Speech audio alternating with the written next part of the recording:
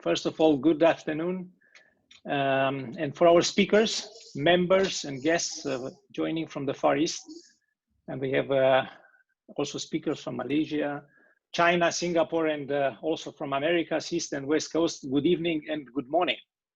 Thank you very much in joining this webinar. So on behalf of the board of PEMA, I would like to welcome our honorable speakers, members, and guests to the webinar, which is dedicated to some important challenges our port industry can contribute in order to participate to the recovery.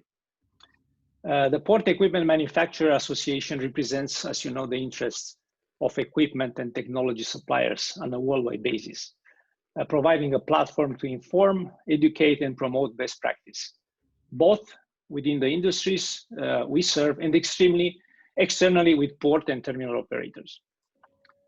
So despite these very difficult moments due to pandemic, our port industry remains an important pillar in the world economy. We know that more than 80 to 85% of the goods are transported by sea.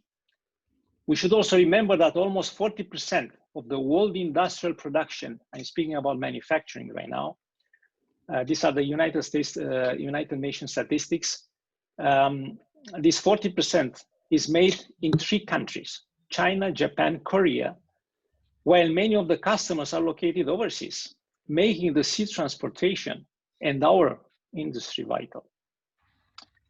So if you have a look at the international indexes and trends, they are showing that the maritime transports linked to ports are both evolving better and they're improving.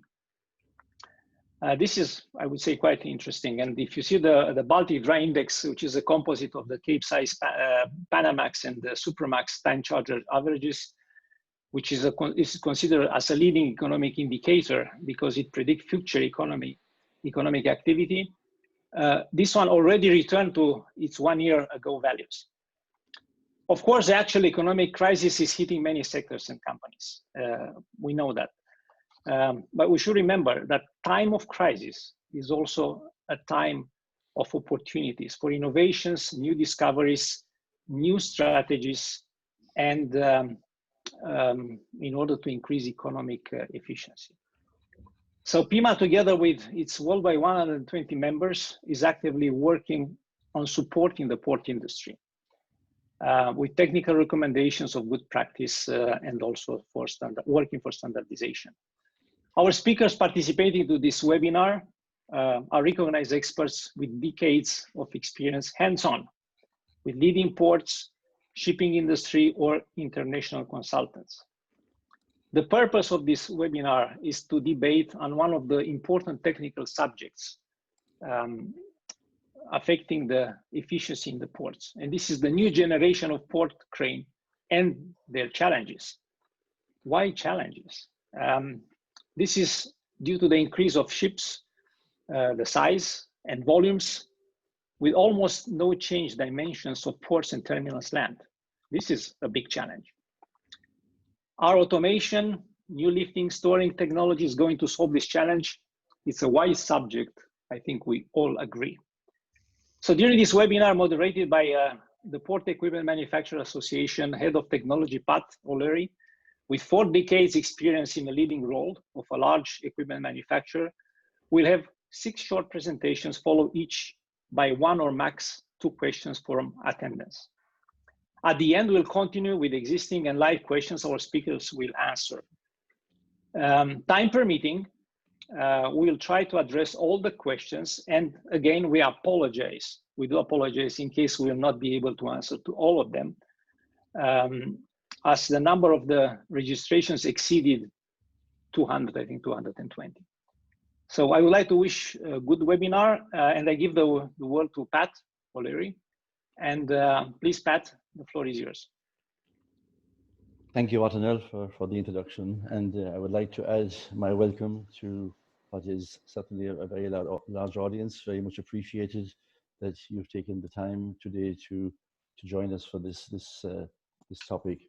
As you know, most years PEMA meet twice to as in person to get familiar with what's going on, to speak about developments and share our experiences.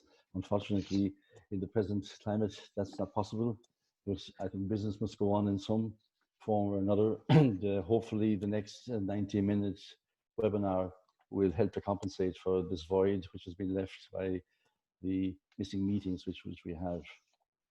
I would like to say at this stage a particular thank you to our 4 distinguished speakers today. As Attila mentioned, each is a specialist in his area, and they've taken the time to share their extensive experience with us. And the speaking panel, if you're looking on the screens, okay, I actually introduced them in speaking order. We have Canto from MMS Port Holdings in Malaysia. We have Detlev Schumacher, who's nowadays a consulting engineer. We have Giuseppe Gargiulo from MSC, from the shipbuilding part of MSC. Marc Desmons from MarCrane. Etienne Develier from CMA Terminals Holding, and Erik Soderberg from Liftech Consulting. As I say, all of these gentlemen will bring their own particular perspective to the topics being discussed. The sequence is each speaker will make a short presentation, as Attila already said, after which we will have the opportunity to put 1 or 2 questions, because we want to get through the presentations initially, and then hopefully, time permitting at the end, we can get to questions from the floor. But for that purpose, please use the Zoom chat function for fielding the questions rather than audio, as it makes life, I think, a little bit easier, and we avoid interruption to the transmission. Moving on to the presentation, I think the theme, technical challenges for new generations of STS and yard cranes, is very relevant. I think we're all very conscious of the ever-evolving landscape in the port industry. And this is not only in respect of the ship sizes, but also the technological advancements, and I suppose in particular, the influence of digitalization, artificial intelligence, and so on in the industry. So all of these developments present challenges for terminals and for the suppliers alike. So our presenters today will hopefully give us their vision in respect of these challenges for the future and enlighten us and give some direction to us as component and crane manufacturers, some guidelines as to where we should go. So without further ado, I will move on to the first speaker, which is Canto. Luis is Chief Technical Officer of MMS Port Holdings in Malaysia. This is a position Luis has held for the past 4 years. Formerly, Luis was Senior Operations Manager with Kalmar, Malaysia, where he was in charge of operations. He was responsible for the provision of special services, particularly with respect to all types of port equipment, including STS cranes, RTGs, and straddle carriers, etc. So Luis, I hand over to you, please. Thank you, Pat. Thank you for the introduction. Let me share my screen so we can start with this. You can see my screen now, huh?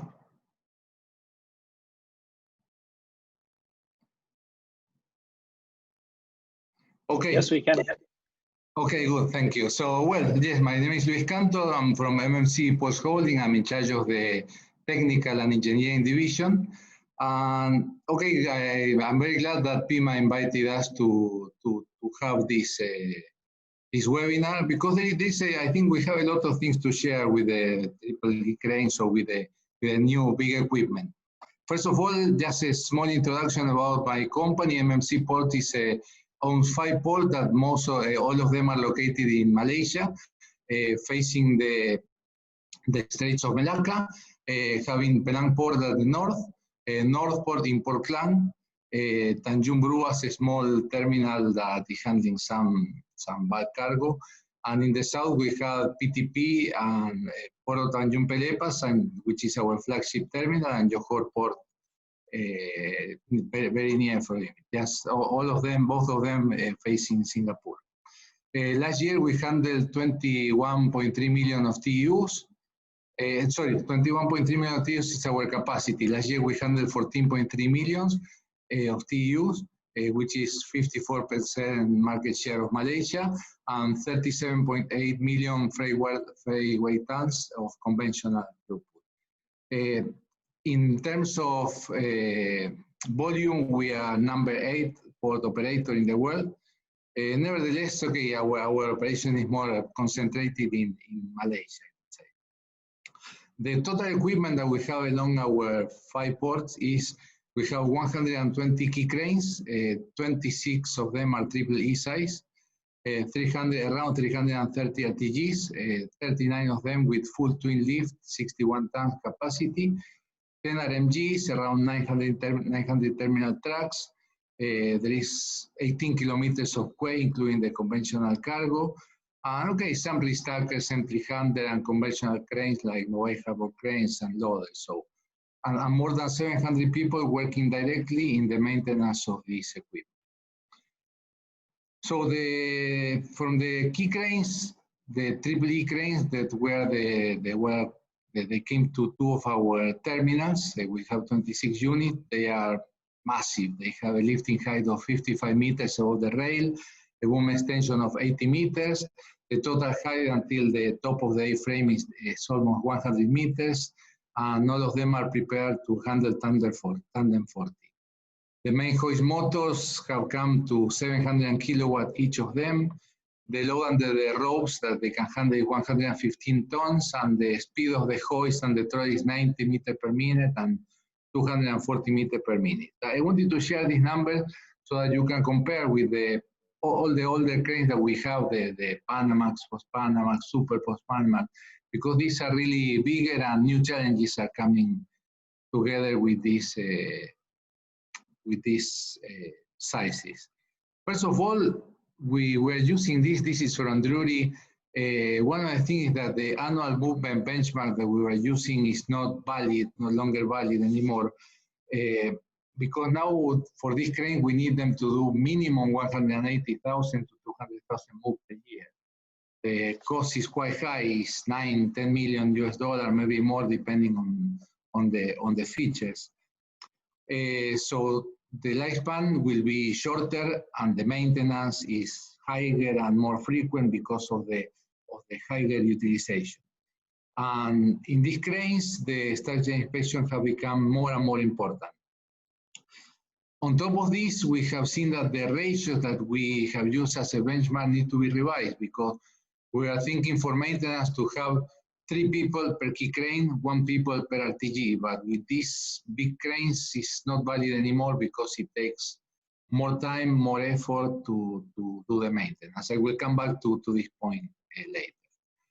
So from the operational point of view, what are the main topics or the most important? First of all is the productivity.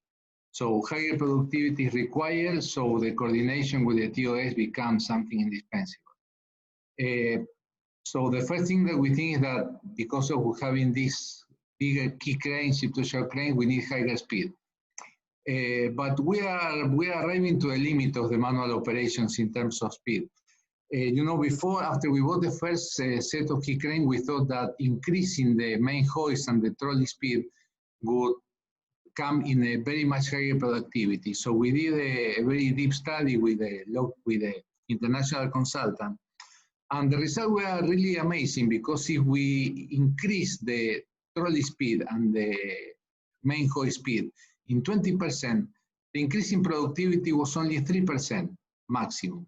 And we check it for different type of vessels, for different type of number of cargo to be loaded or offloaded, but it's only 3%. So we are coming to a non-linear zone where increasing the speed will not bring us much more productivity. One of the challenges from operational point of view is also the operator visibility. They need cameras and they need, of course, a better seating, a better control, because the distances are becoming bigger and bigger. Cameras are effective, but it is taking time for them to really use these cameras as a real aid. It has been very good. Some improvement that we have tried, for example, is putting some lights below the spreaders so that they can have a very a very bright point on the container to be locked or unlocked. That helped quite a lot. The crane sway has become also an issue, and when I say crane sway, because of the bigger structure, we have more movements up there, so the operators are feeling this, and it has been difficult for them to catch up with the sway of the crane together with the sway of the cargo to keep the productivity high. And the semi-automation packages are there to make a better movement, but this semi-automation is something that the manual operators that we have are not very familiar, or they don't like it. So they still like to have the full control during the whole cycle. So a change of culture is required in this respect. From the engineering point of view, we need, we say, higher speeds and more accuracy. When I say accuracy, it's accuracy in terms of mechanical requirements inside the crane, because alignment is something that has become very critical in alignment of the whole main hoist chain, the alignment of the trolley, of the gearboxes with the brakes and motors. It has become something that is really much more critical than before, where we could keep a crane running without any alignment for years. Now it's something that is really affecting some. Having our rollers working properly, having the festoon or cable chain alignment, having the positioning flags to be read properly, has become is a challenge. So our maintenance team need to keep a bigger focus on this area. And you know, roller we have, because of the length, we have much more rollers than before. The cable change or the festoon is longer, so times and people required is becoming bigger and bigger. Distributed control systems and more technical capabilities is some of other topic that I wanted to share. You know, all the OEMs are putting more and more intelligence into their systems. All the brake manufacturers, they have their own panel to check the brakes functioning and problems.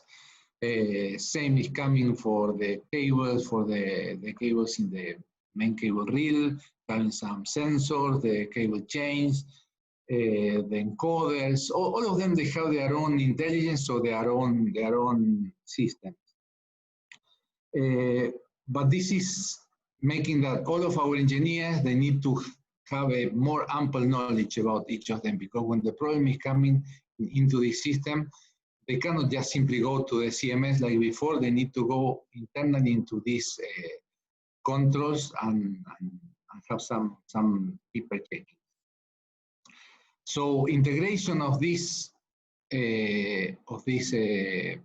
system with the OEM. When I say OEM, now I'm referring of the crane OEM, is required. You are not working together. The new systems are not working together because the OEM is doing the control system and taking the older data from the sensor. But further data from all of this intelligence that we have in each of these systems is not coming to the OEM yet. The next point is lower reliability upon higher requirements. So, and here I'm referring about the reliability of some of the components. For example, the gearboxes, main hoist gearbox and trolley gearbox. I remember in the Panamax crane we have our main hoist gearbox, and for years we never do anything, and we just top up with the oil and we did nothing else.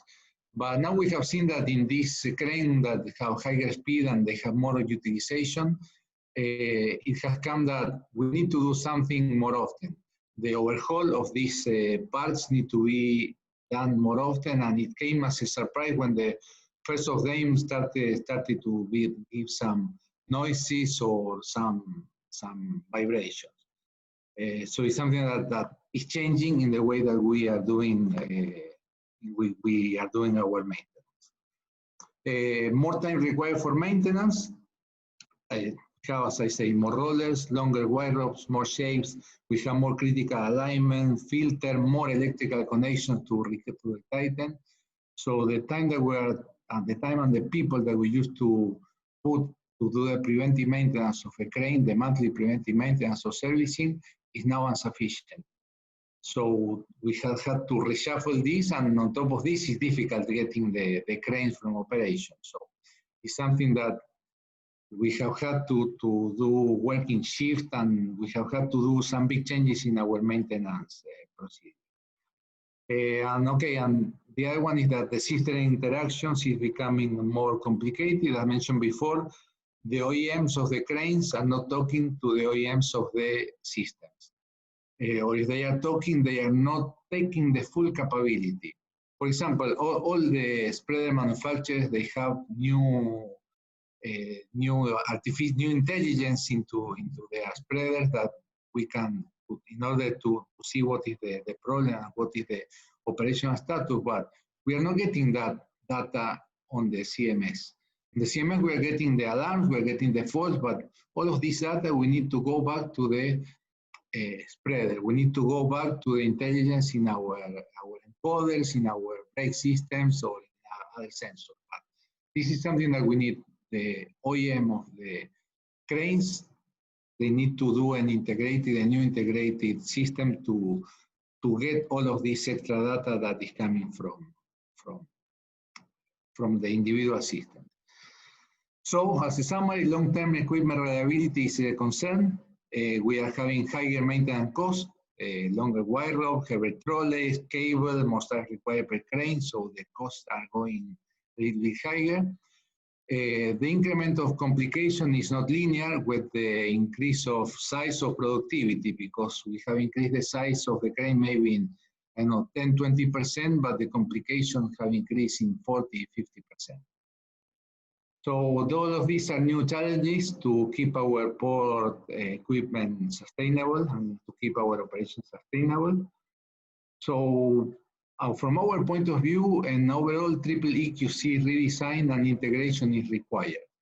The cranes are working well, but we need something better. We need something more reliable. We need something where we can see better the whole picture of the crane and come to I would say, a predictive maintenance. We don't have time to do service maintenance. We need to come more to all the PEMA associates are developed.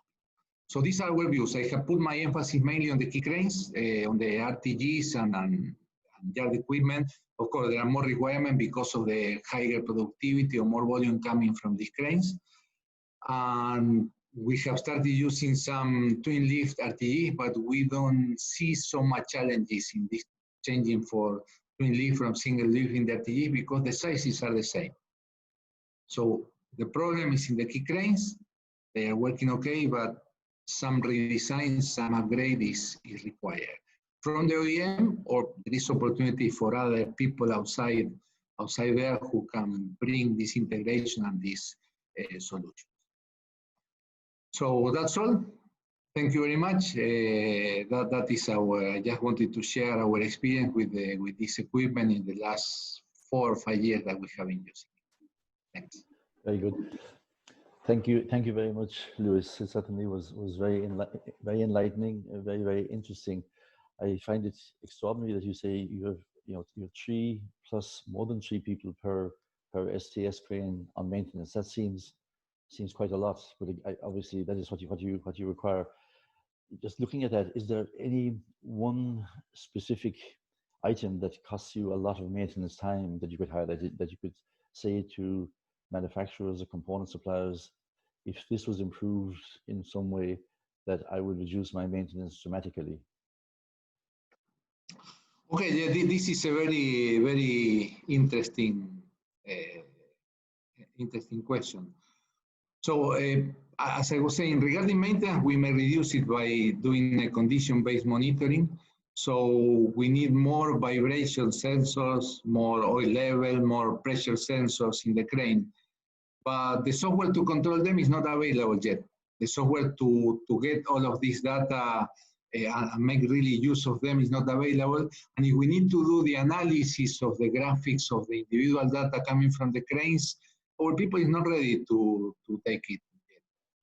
So I think that in that area there is a good opportunity. My suggestion is, for example, I will give one example. All the brakes OEM are giving us more intelligent brakes, and they anticipate the failure. They tell us what is the thickness of the brake pad. They say what is the status of the backstroke reserve. But this data, again, we are not getting this data at the CMS. We are not getting this data in other place rather than in the panel that the brake manufacturers are giving us. So we would like to have data like, hey, change the brake pads in the next 40 days. Or do some alignment, consider doing some alignment in the main hoist gearbox in the next 2 months. Or you're having abnormal vibrations in the internal gears of the trolley gearbox. So all of this data, we are not getting it. But the fabricants or the manufacturers of the different system, they are getting it. They are having this data. So we need this integration. So again, my suggestion is you need to work more with the crane OEM and get all the data, put all the data available there for us. Excellent. No, that's I think a very good and valid point. I think the integration. Okay, thank you, Luis. So I think we will move on to the next presenter. So our next presenter is Detlev Schumacher. Detlev nowadays works as an independent consultant. Detlev has been in the port industry for as long as I am, 42 something years, so quite a long time. He was formerly CEO of Eurogate Technical Services, who they have terminals in Hamburg, Bremerhaven, and Wilhelmshaven. And Detlev has, an electrical background, I know, but his specialty is technical and engineering services, which includes all facets, really: design, planning, startup, and maintenance of all sorts of plants and systems. So Detlev, I'll hand over to you, please.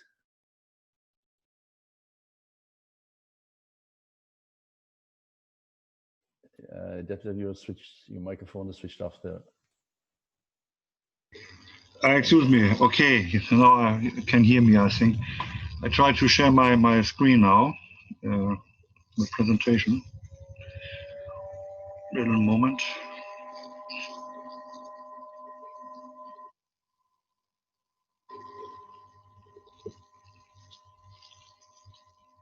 Yeah, can you see that? No, not yet.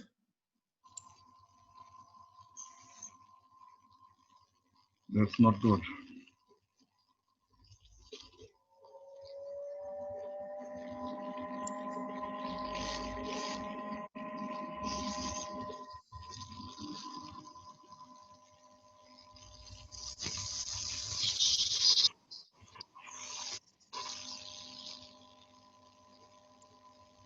Yes, we can see it. Huh? You can see? Okay, very good. Okay, first I would like to introduce myself. Pat said already, I worked a long time for Eurogate for the maintenance and repair of cranes, and also for the development of cranes and order of cranes. Now I work for a consulting engineer.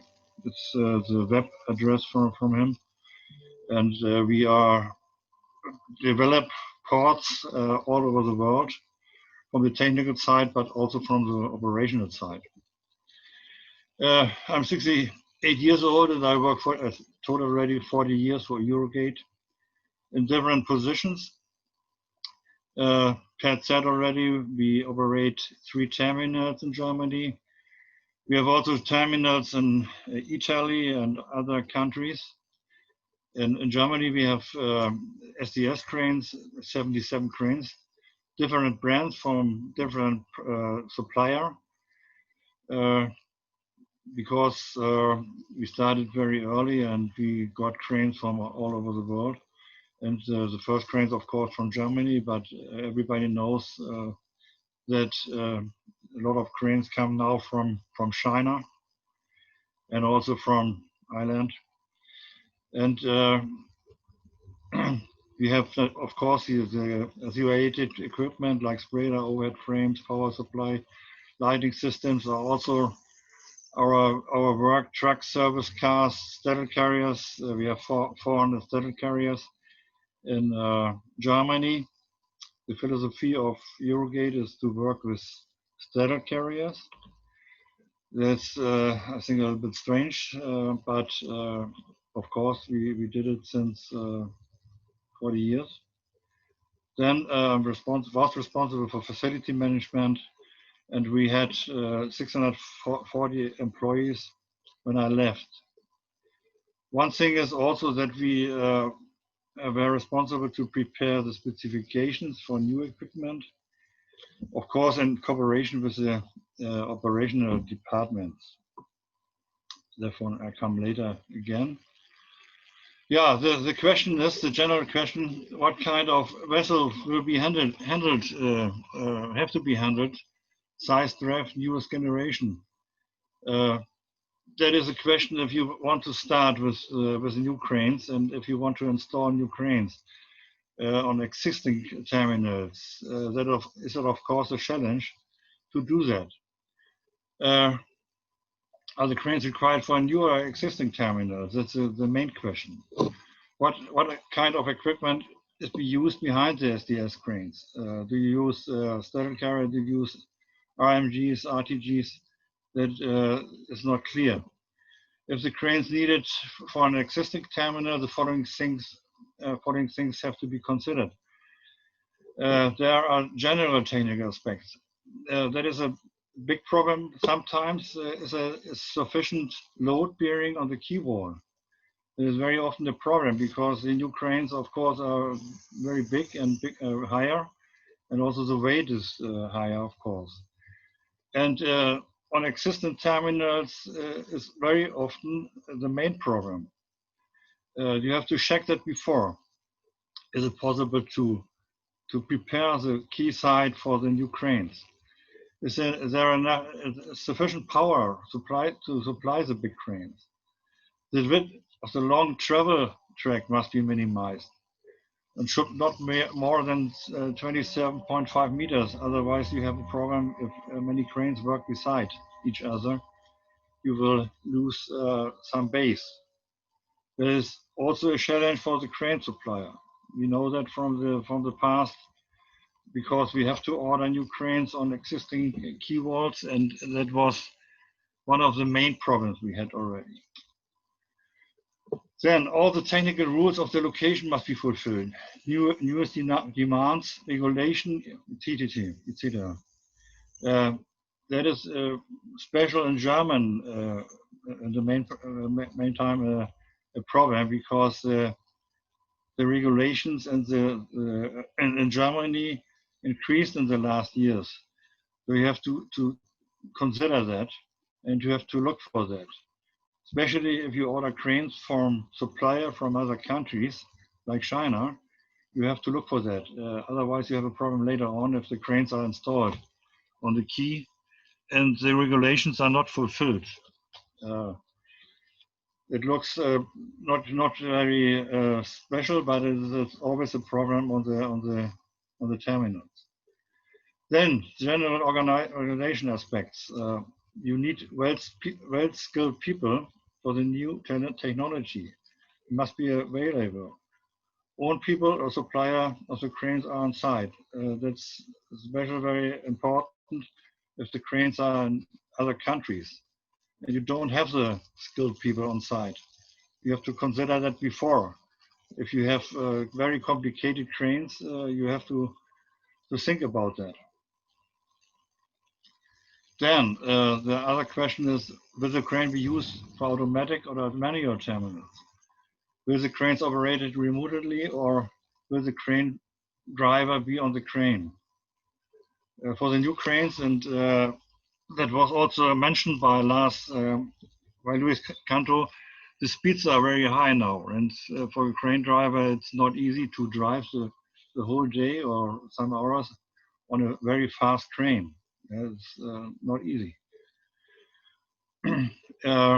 Does the terminal operator is already skilled crane driver or a route controller? for remote control. If the terminal is or will be automated, does the terminal operator already have experience with automatic terminals?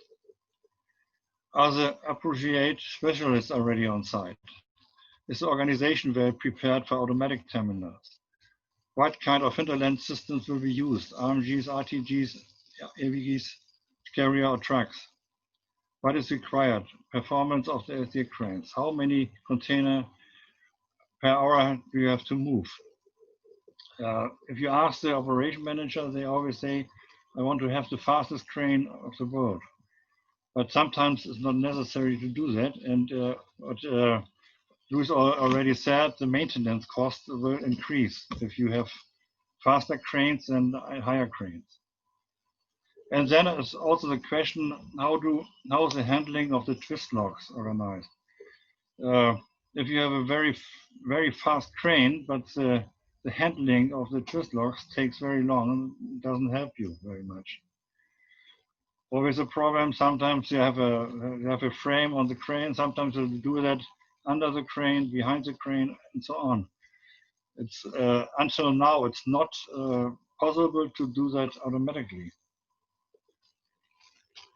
Here's a drawing from a new crane, the size of the new crane, and that is a vessel for which will come up in the future with 25 rows, and you can see the height of the crane increased in the last years very much. If you remember, the cranes at the beginning, they were 35 meters under spreader or 43 meters under spreader. Now we have to reach 57.5 meters. That's only an example here on an existing terminal. And that makes it more difficult to create the crane and to calculate the crane also for this kind of vessels. And it's of course also the boom is very long, also a challenge for the driver. The height and the boom length of the new crane generation increased significantly during the last years. That makes it difficult for the crane driver to handle the crane safe and smoothly from the crane cabin. The view from the crane into the belly of the crane, of the vessel, the large vessel, is difficult, especially.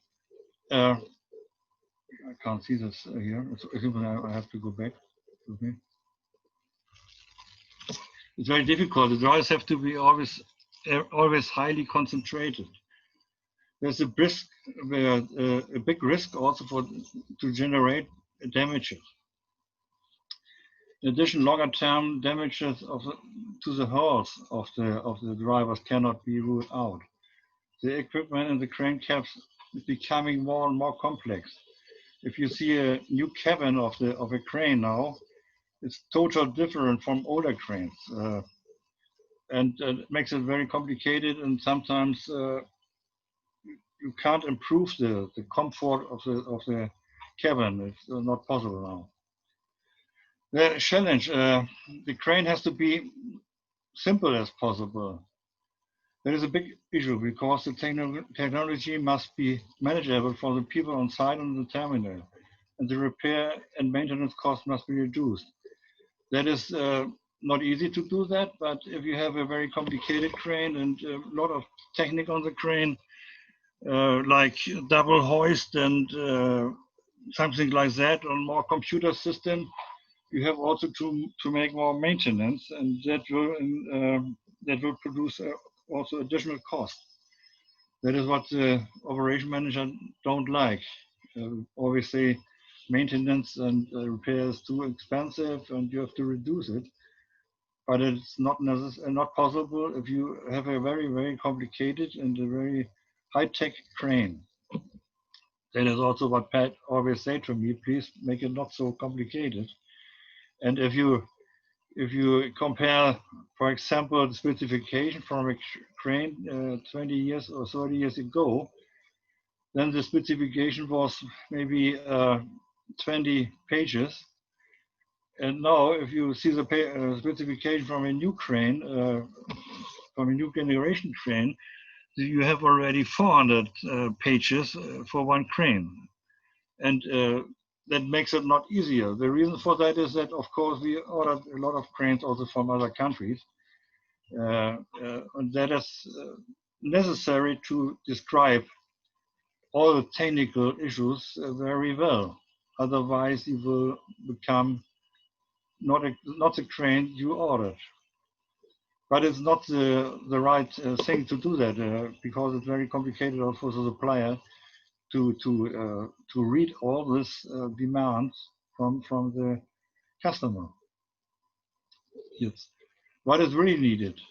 High speed equals higher wear. That is a double hoist necessary. Double hoist equals more ropes, more adjustments, more maintenance. And then the question, cabins are required. Do you need cabins, or do you want to control the crane from your office, from outside? Then, how many computers on the cranes? So less as possible. What is the required height of the crane? You have, of course, to consider the future of the vessels. You saw already the drawing before. As you remember, if you remember for the older vessels, you can see that nobody thought that this this size of vessel will upcome. What is the required load capacity of the crane? Is it possible to use a standard crane from the supplier? That's always the offer from them. Please order a standard crane for me because that's more cheap. If you want to have special things, you have to pay for that. What kind of technical simplification are possible? How can the maintenance cost be reduced? That is the very main question because the maintenance costs already increased very, very, very much. Then the other thing, the new cranes are calculated for 4 million life cycles. In the past, only 2,000 life cycles were intended. The new generation of cranes are higher and the booms are longer and the drives are faster. The average container weight goes up. The stress of the cranes increases. There is a big influence on the steel structure. And of course, the calculations have to be checked more in detail. It's not enough to say the supplier, please give me a crane and construct a crane for me, and you are alone responsible for that. That is not true because maybe you heard it. We had an accident in Bremerhaven, and after this accident, we know that we are also responsible for the mechanical parts, and not only the crane supplier. The static calculation of the cranes has to be checked more in detail. That was in the past not necessary. That has to be done twice, also from external people. This has to be done in accordance with the regulations rules. Also, the existing wind conditions on site have to be considered. It has also a big impact on the crane stability. Depends, of course, of the area where you put the crane. If you do that, for example, in Bremerhaven, you have very strong wind conditions. In Hamburg, not so much, and in Wilhelmshaven, also much. If you are in an area where you have no wind, it's not a problem, but you have to consider that. More additional detailed regularity checks of the steel structure are necessary. The supplier of the cranes has to describe that in detail. That was also in the past not the big issue. Now it's very important to do that, and therefore you need also scaffolds to go on the cranes to the points, to the important connection points, for example. The wheel loads of the big cranes are very high, but it has a relevant impact on the key construction mentioned already before. If you have an existing terminal, sometimes it's not possible to put a very high and heavy crane on an existing key wall. The new high technical devices make it necessary to improve also the technical organizational activities. The technical facilities must be modified to ensure that the technical equipment can be maintained in an appropriate manner. Specialists have to be trained to fulfill the necessary obligations. Very important also is the IT and the technical department have to be one unit. That is not. That was not possible in the past. There was a technical department and an IT department, and both work separated. But now they have to work together because of the existing PCs and links, router screens, radio systems, sensors, and so on the crane. They have to work together. Sometimes the technicians can't solve the problem, so they need the help from the IT department. In the past, it was not very often the case that the IT people have to go on the crane, but now it's necessary. Also, the terminal management must be also acquire more technical understanding. That was also not always before. Sometimes they are only thinking in operational systems, not in technical thinking. And the technical department is often treated like a stepchild. The crane supplier must consider the maintenance cost of the cranes for the whole crane life.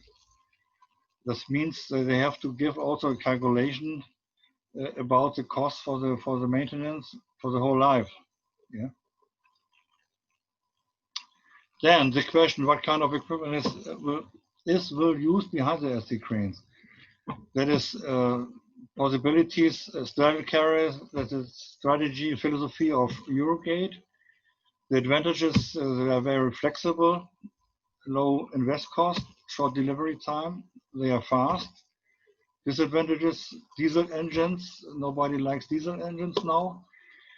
Maybe it's battery driven later possible, or it's not clear now. They made already tests, but doesn't work so good in this time. Then AGVs, automatic guide vehicle. Advantage: battery driven, unmanned, short delivery time also. Disadvantage: they are not very fast. You need a lot of these devices. It's only a link between SDS cranes and container store area.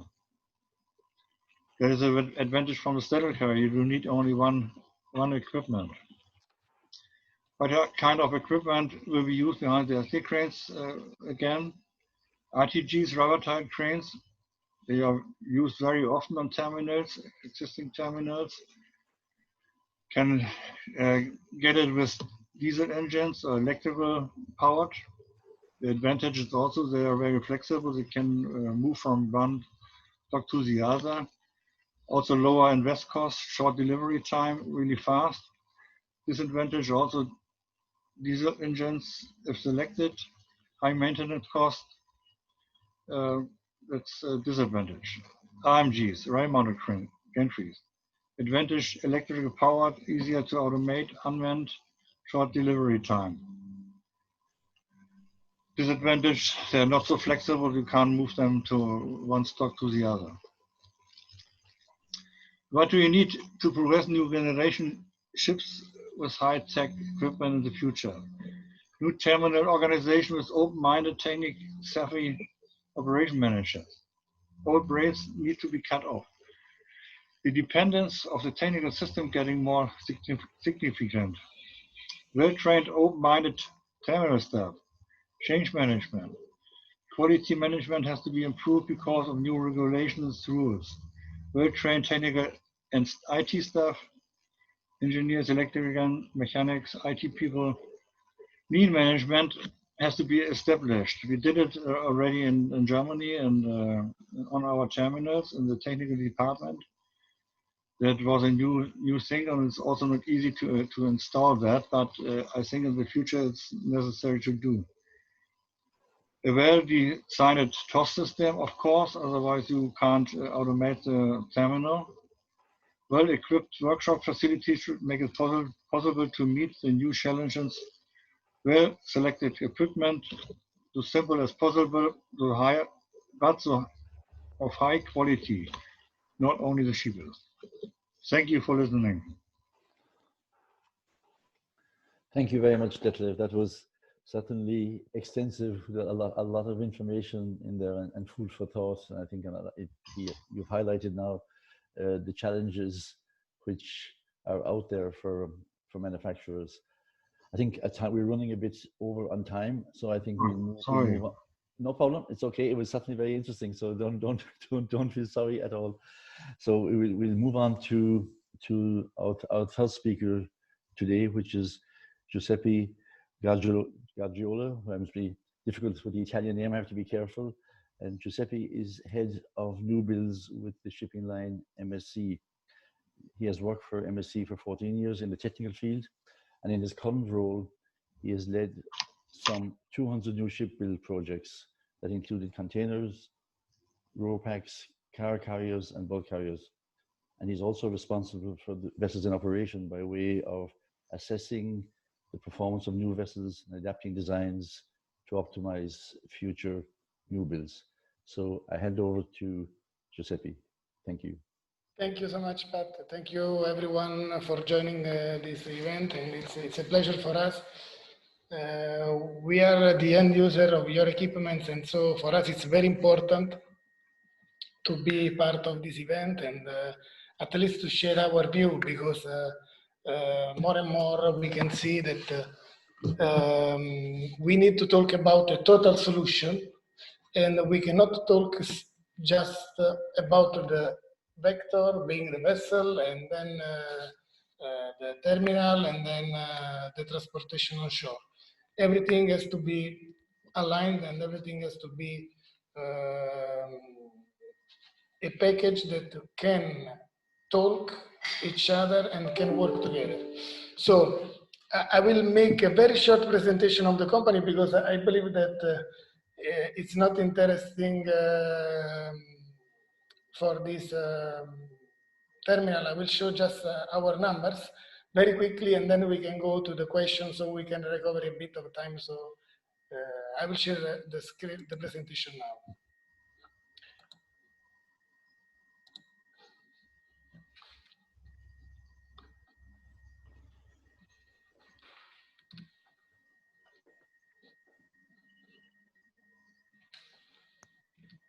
Yes, we can see it. Huh?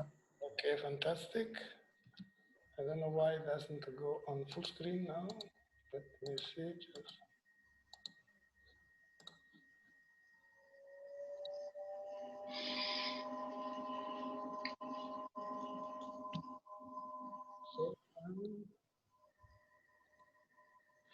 Okay, so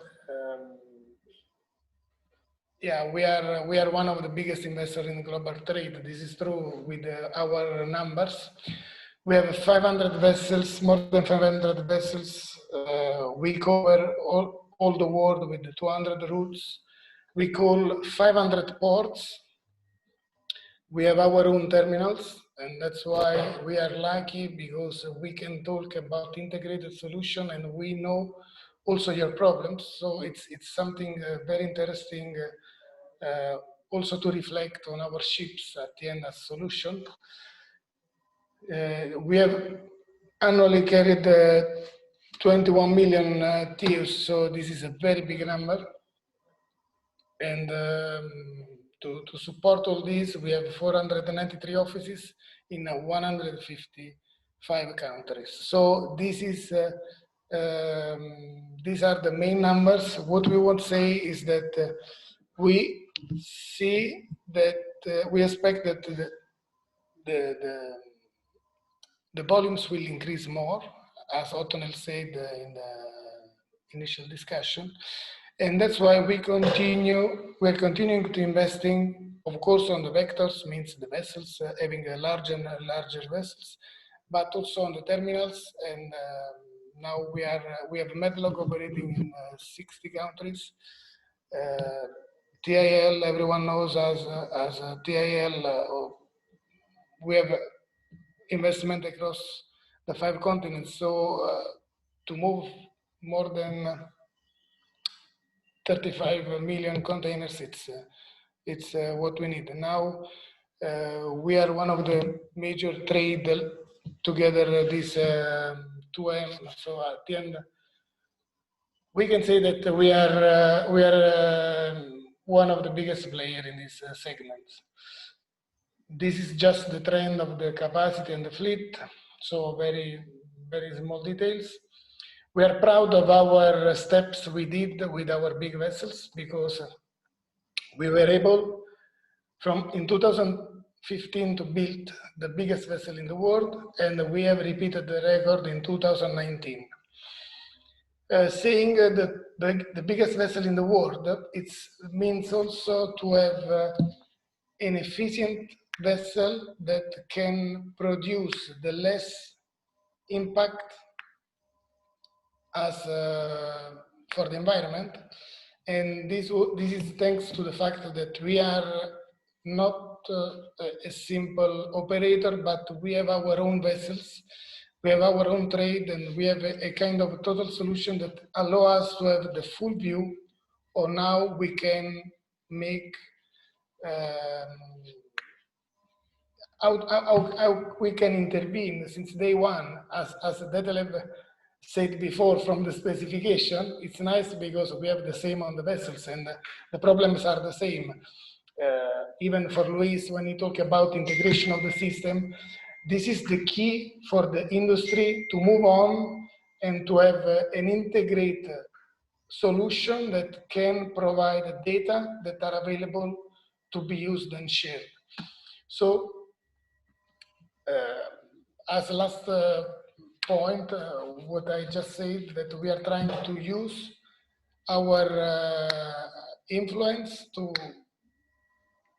lower down as much as possible our impact on the CO2 emission. It's true that we have a fight, and we have a daily fight on the diesel engines. So far, we are trying every possible solution to find new ideas and new alternative way to move the containers in every possible aspect. But so far, we can say that for the next 20 years, the vessel will be still the only way to have the best and lowest CO2 footprint to move the cargo. So, in general, what I like to say in this seminar, that is again very interesting and important, is that the terminal nowadays play a key role in this environmental aspect. Because if we can gather and if we can talk online with the terminal, we can reduce even more the impact on the CO2. And this is the key for the future, because soon we can build the biggest vessel and the most efficient vessel, but if we don't talk to the terminal, and if we don't have integrated solution that allow us to take the information from the terminal and use on our trade, for example, simply the movement of the containers, or how to adjust the vessel speed, or for the reefer containers, there is one of the biggest topic, because for the reefer container you can optimize the intake of the vessel by having the proper data available on the pier. So it means that if we really know how to identify the reefer containers, what kind of information we carry, and which kind of goods we have in, we can plan the stowage on board in a totally different way. Believe it or not, this would bring a huge saving of energy,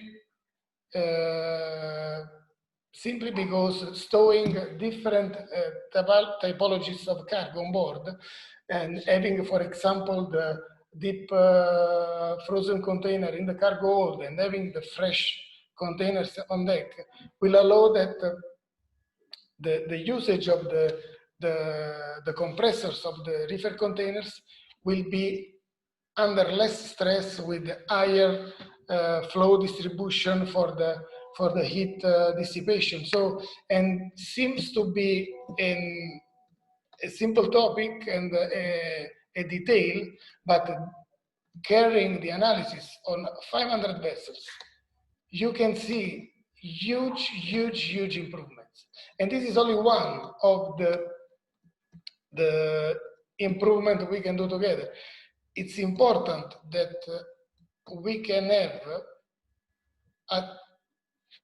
so we can upgrade more and more the terminals, having more and more information available and giving possibility to use it online, or at least in a way that we can utilize immediately, and we can have the proper impact on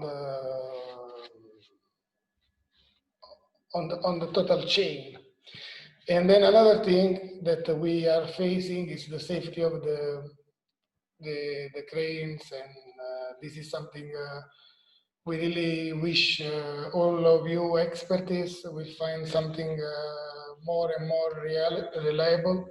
I was listening to Detlev saying that we can have this kind of drone cranes where the driver is not in. This would be the best, because to be honest, we are working on having vessels without crew.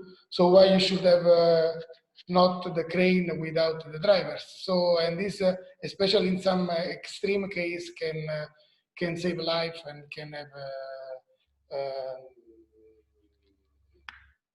a totally different even image for the industry. So, and for what cannot be done, try at least to have the highest standards for the crane operators to protect them as much as possible,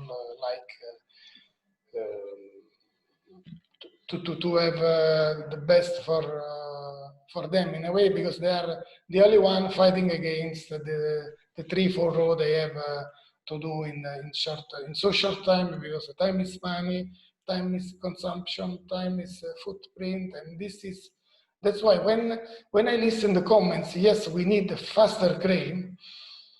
Everyone can believe that it's only about money, but believe us, it's also about to impact less on our system and on our environment. So thank you, and I'm open to any question, and I'm happy to answer if I can. Very good.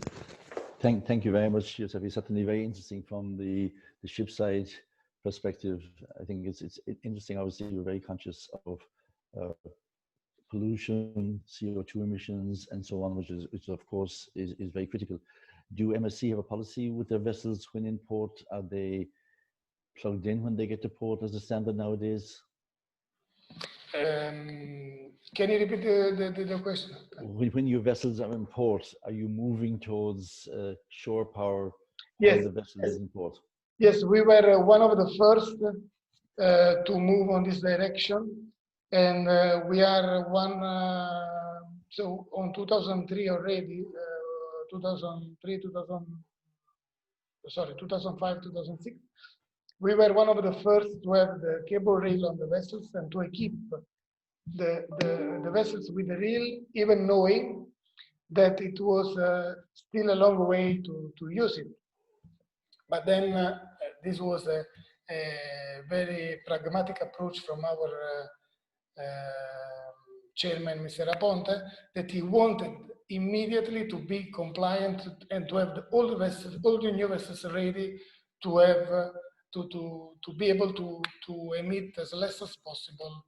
Important. This was thanks to Ottonel at the time we started, then thanks to Luciano Corbetta, that now is not anymore in this business directly, and we have been building together.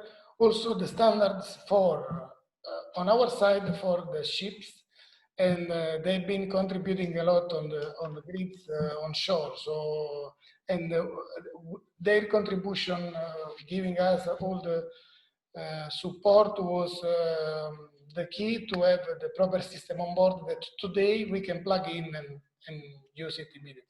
Very good. Thank you, Giuseppe.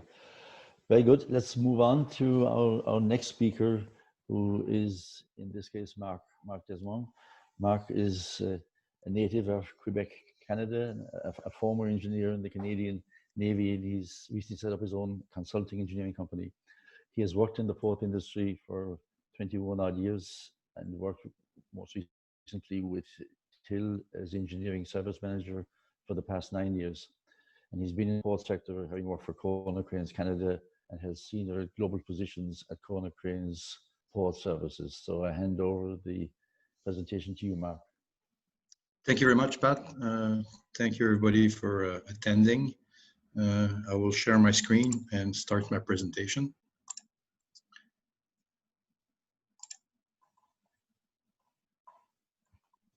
Okay, so as Pat mentioned, I was the, I was the equipment engineering director for TIL up until June this year, and I just recently started my own company, and I will get to that at the end of the presentation. So the views and technical challenges for new generation of ship-to-shore and yard cranes.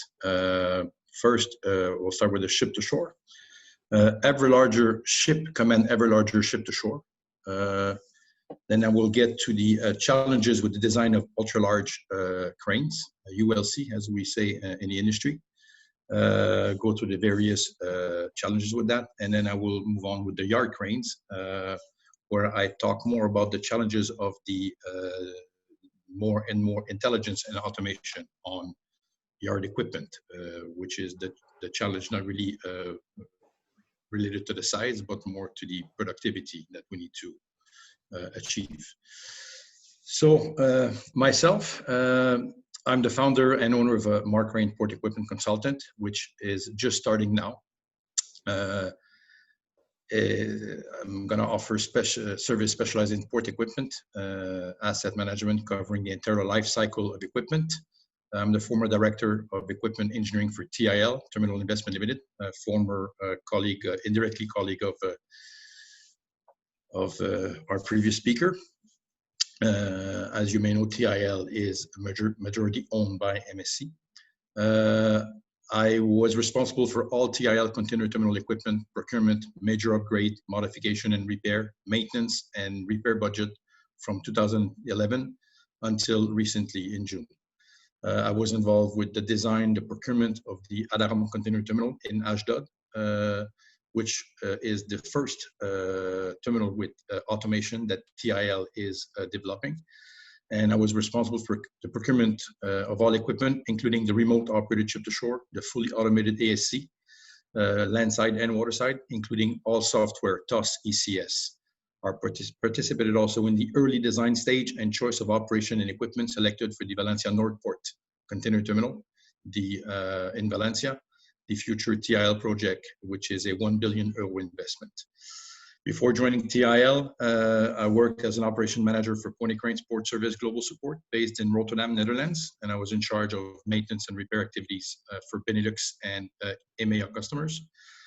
Prior to that, I was an international project manager for MarCrane Port Service based out of Montreal.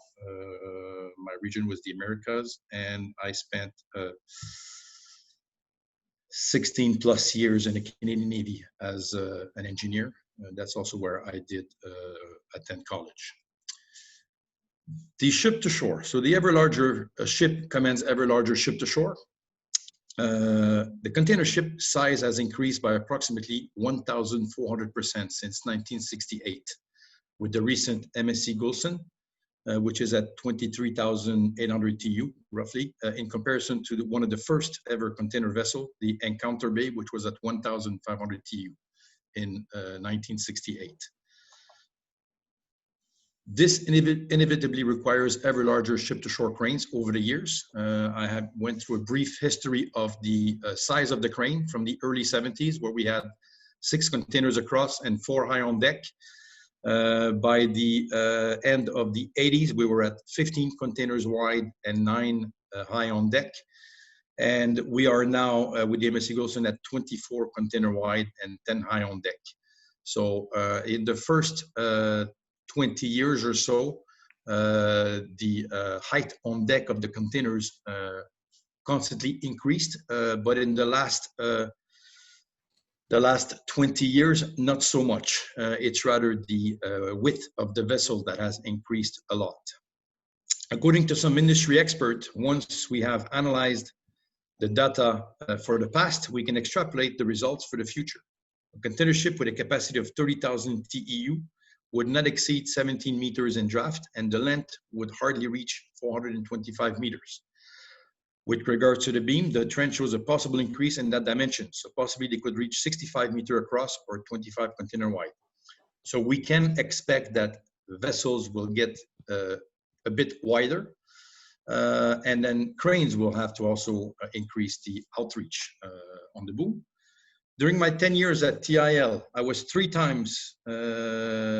informed 3 times that the requirement for larger ship-to-shore crane design would be the last time I would do a new design for a larger container cranes. That happened 3 times, in 2011, in 2014, and in 2017.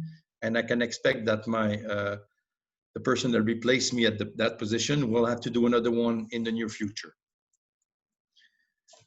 The ship-to-shore cranes, the challenges with the design of the ultra-large container cranes on existing port infrastructure. Ship-to-shore cranes have reached size and weight of up to 53 meter lifting height. That's my experience in my case. I've seen one of the previous presenters who talked about 57.5 meter. Personally, I have worked on 53 meter height maximum and 25 rows across. As we spoke earlier, we need to also think about the future. Tandem or double hoist and double trolley, 130 ton capacity, reach a weight of up to 2,500 ton now, 125 ton per linear meters on the quay. Twin lift 65 ton capacity cranes weigh up to 2,100 ton now and 110 ton linear per linear meter. This is in view of the 65 ton with double trolley and lashing platform and this type of equipment. Ever larger ship-to-shore cranes is not an issue when it comes to a greenfield terminal, because the key capacity can easily be adapted to such load. So when you're building a new terminal, the additional cost to go from 100 ton per meter to 120 or 150 ton per meter is not a huge increase. But the issue is that more than 70% of the new cranes built are for existing terminals. I'm talking about large crane here, with limited key capacity. The design of such large crane has become nearly impossible in order to limit the wheel load, even more so because the terminal operators require the crane's width to be limited to 27 meters, bumper to bumper, in order to allow operation on adjacent bays on the vessel and keep the number of cranes on each vessel intact. So the cranes are higher, the cranes have a longer outreach, but the width of the crane must remain still at 27 meter bumper to bumper, so it doesn't impact the operation. This means that we now must accept limitation to these cranes, such as limited capacity beyond a certain outreach, increased number of wheels per corner, and then since we cannot within the crane, we need to, in some cases, eliminate the checkers cabin, hydraulic rail locking device, and this type of device that we are using under the sill beam. In the case of a terminal in Turkey that I was involved a few years ago, we managed to design 3 ship-to-shore cranes, twin lift, 65 ton and 24 rows across on an old quay with a capacity of 49.5 meter capacity only, but keeping the 27 meter wide bumper to bumper. The design was a huge challenge. Pat's former team is who worked with me on this challenge, but we ended up having to build an extension quay of 90 meter since the landside wheel load could not be lowered beyond the 49.5 meter. This new 90-meter ton capacity key was built for the sole purpose of being able to put the crane in out of service position. So we could, so we had an increased landside key capacity. The cost of that was $26 million to build this additional 90-meter of key, just to be able to park these 3 cranes in out of service with maximum wind. That was roughly the same cost as the 3 cranes cost to manufacture. That will cost to manufacture. Limitation of the hoist trolley speed acceleration resulted in development of operators' assistance in the form of partial automation, remote operation to reduce fine positioning and handling of container cycle time. The limitation related to the speed acceleration of the ship-to-shore design for the ultra-large container vessel has been reached a few years ago, many years ago. We went through that earlier. The hoisting speed is at 180 meter per minute empty and 90 meter per minute under load. The trolley speed is 220 meter per minute. One of my predecessors went through a study to increase the speed by 20%. In my case, increasing the speed is not realistic anymore for the simple fact that the distance traveled by the hoist and the trolley is not sufficient anymore to justify this increased speed of the motion.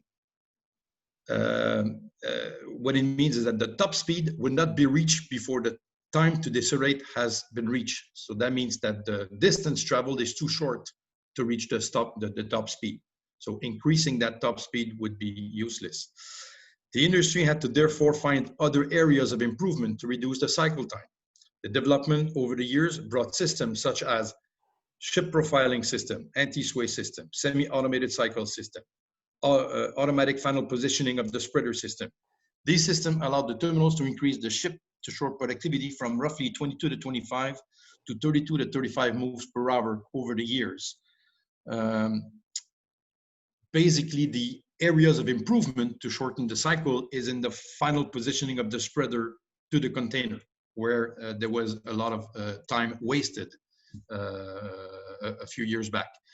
But the recent technology to allow remote operation of the ship-to-shore via remote operating station has had a large impact on ship-to-shore productivity, bringing back the productivity to about 22 to 25, where we were 20 years ago. So we made a lot of improvement with intelligence on cranes, and we've lost all of that progress by going with a remote operated ship-to-shore crane. This has a huge impact on the return on investment on these cranes, which are more and more expensive. It is expected that when the full automation of the ship-to-shore will be available, according to me, not before a 5 to 7 years time, further drop back in productivity is expected. This comment is based on the impact on productivity on yard equipment with automation. So the challenge of the industry is to find ways to gain back this lost productivity and to go back to the 32 to 35 moves per hour on a ship-to-shore and allow a better return on investment, which is right now at the very low limit of acceptability in new, very large, fully automated terminal, which are very expensive to develop.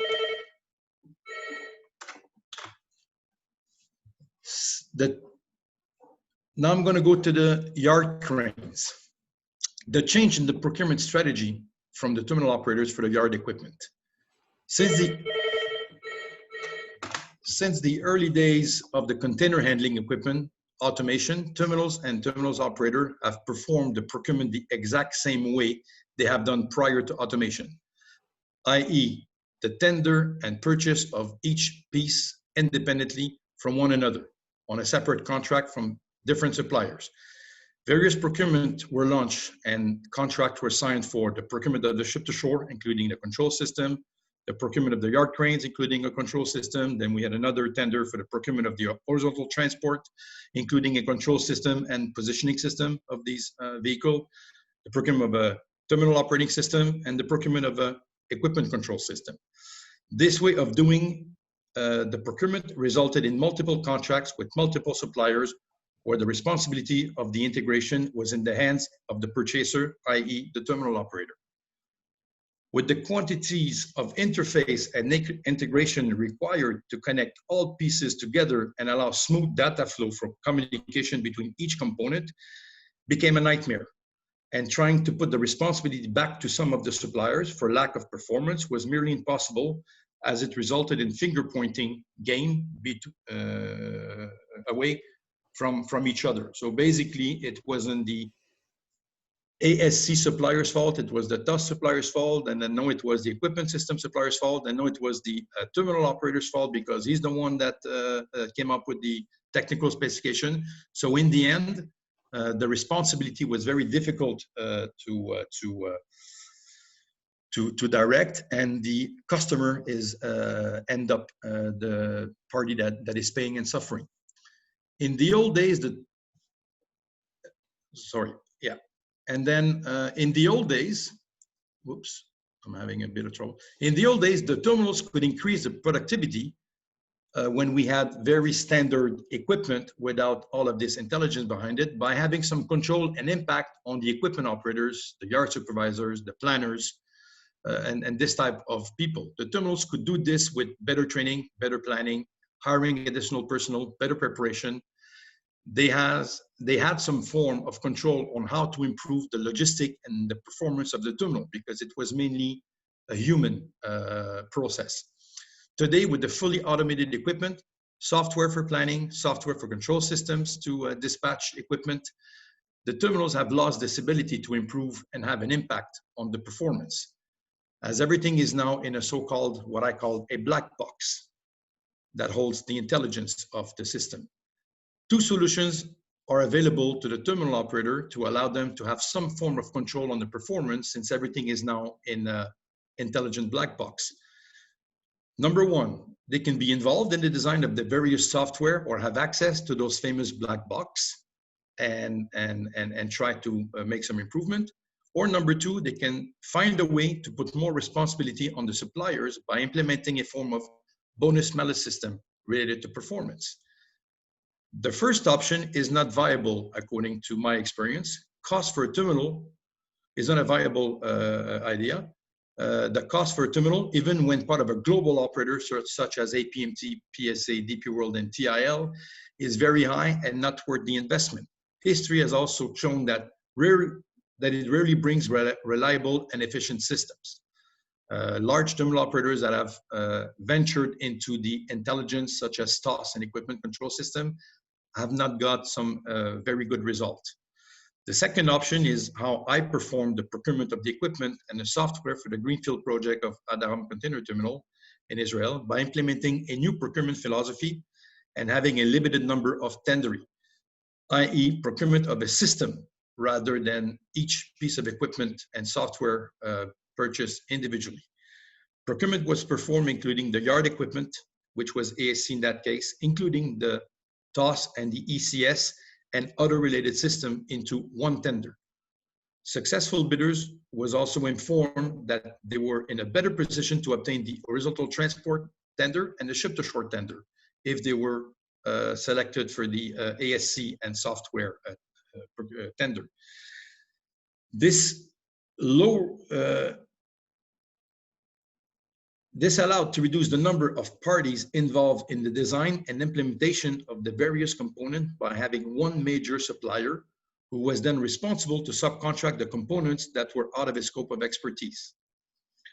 The idea is to have a simple, flexible technical specification, mainly containing KPIs and expected result, and allow the supplier to propose the equipment system according to what was best according to their experience, but taking full responsibility of the end results performance of that system.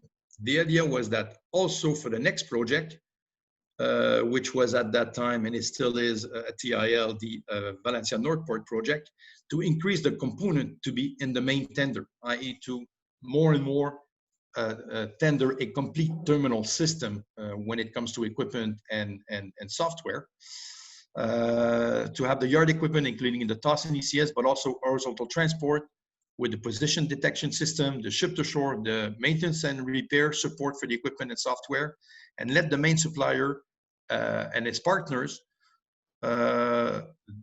with their choice for the components outside of their scope of offering, i.e. a Liebherr as a supplier would then, it would be their decision to partner with CyberLogitech or Navis or TBA or others as far as the software and technology that is outside of their scope of expertise, not in their offering. Suppliers are therefore in a better position to accept a bonus-malus system related to performance, as it was also acceptable for the terminal to have minimal say in the design and the system to be supplied, as they have a financial guarantee attached to the contract based on the performance. So basically, when you want to increase the scope of the procurement for such complicated systems, the customer must let the supplier have more flexibility in who he will partner with and what type of system will be implemented. And that loss of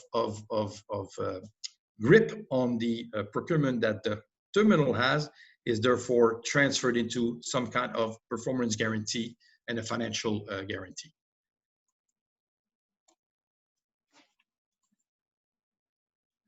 My approach to tendering equipment and or system was very different over the past 10 years while I was a director of equipment engineering. I managed to have my employer to agree to the procurement system that I just described, that includes software and other system, that would be the responsibility of, was under my responsibility, and other departments such as IT and automation were in assistance to me for this type of procurement. This then also led to the procurement of the simulators required to train their personnel prior to the equipment being into service, falling under my responsibility also. So everything was falling under the equipment procurement responsibility, and other departments were in the past were used to do their own procurement for software and equipment were now in assistance of the equipment department. My philosophy related to procurement is very different than most of the large terminal operators to date, where I believe that the technical specifications should be kept to a minimum, mainly describing the performance and KPIs required, and let the supplier propose their system accordingly. Sorry. End results are guaranteed via performance guarantee or bonus-malus system set in a contract agreement. This allowed me to be very innovative with the Aderam container terminal procurement system and choice of supplier, and accept more risk, as it was, I believe, outweighed by the performance guarantee agreed by the supplier and the terminal at the time. The same philosophy was used in the early design stage of the Valencia Northport Greenfield project and the TTI Long Beach modernization project that will be upcoming in the next few years. I am convinced, and so were my former colleagues and management, that this was the way forward with complex terminal equipment system procurement. Aderam Container Terminal will go live sometime late next year.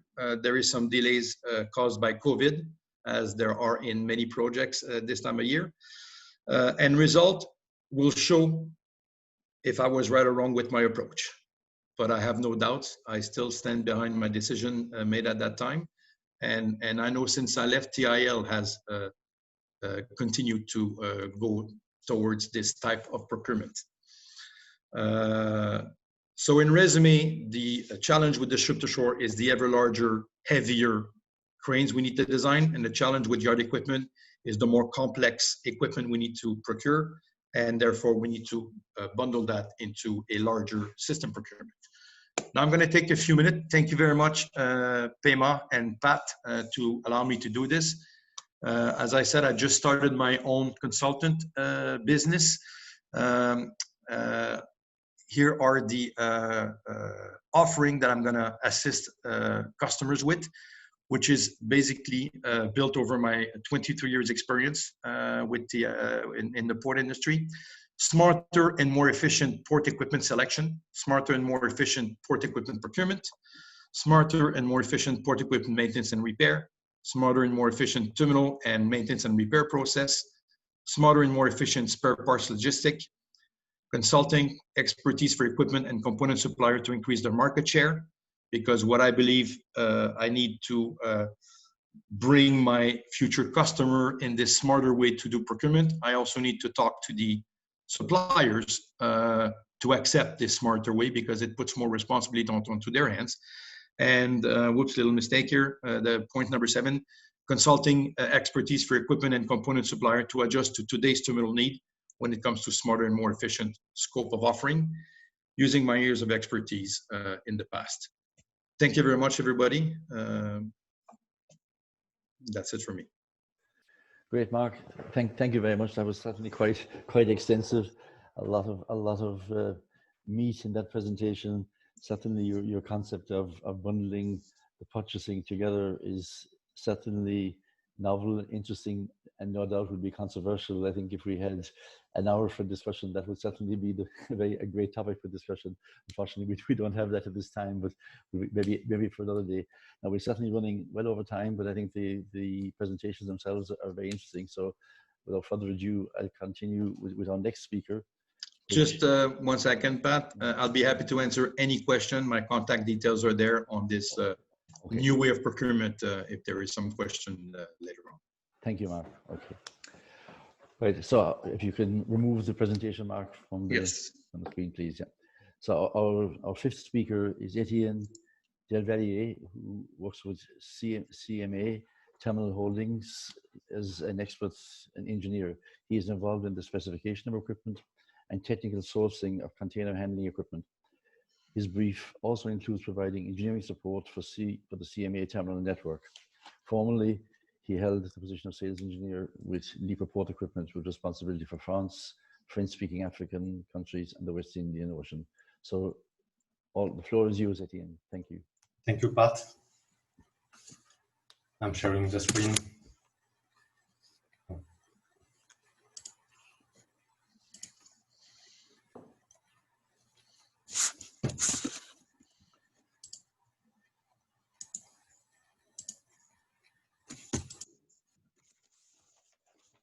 Sorry, it doesn't work.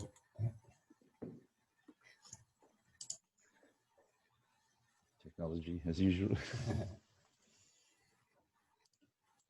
Okay, should work now. Can you see my screen? Yep. Perfect.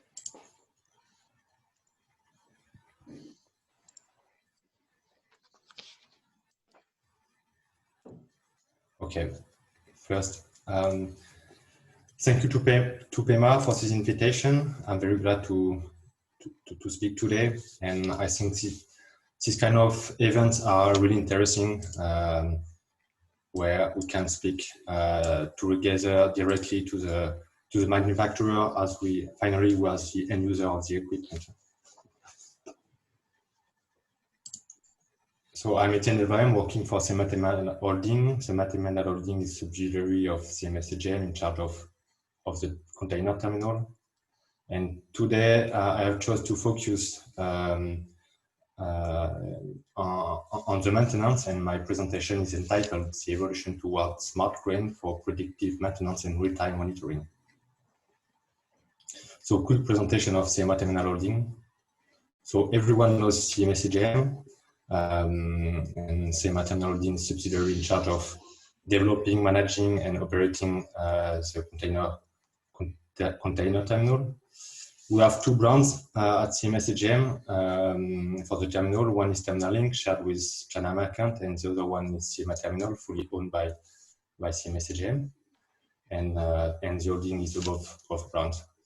And within CMA Terminal Holding, we have several departments: direction, engineering, where I work, operation, project department, IT department, QSSHE department, performance manager. And we are located in Marseille in CMA CGM for work. So last year we handled 32 million TEU in our 52 terminals, number 8 per Drewry ranking. So a quick overview of our terminal with global presence. We can see main presence in Europe and around Mediterranean area, but also present in every French department, for example, French West Indies, La Réunion, Mayotte, East Asia. Our main hubs are located in Malta, Jamaica, Kingston, Singapore, More recently, Kribi for West Africa, and in both sides of Gibraltar Strait, Algeciras and Morocco.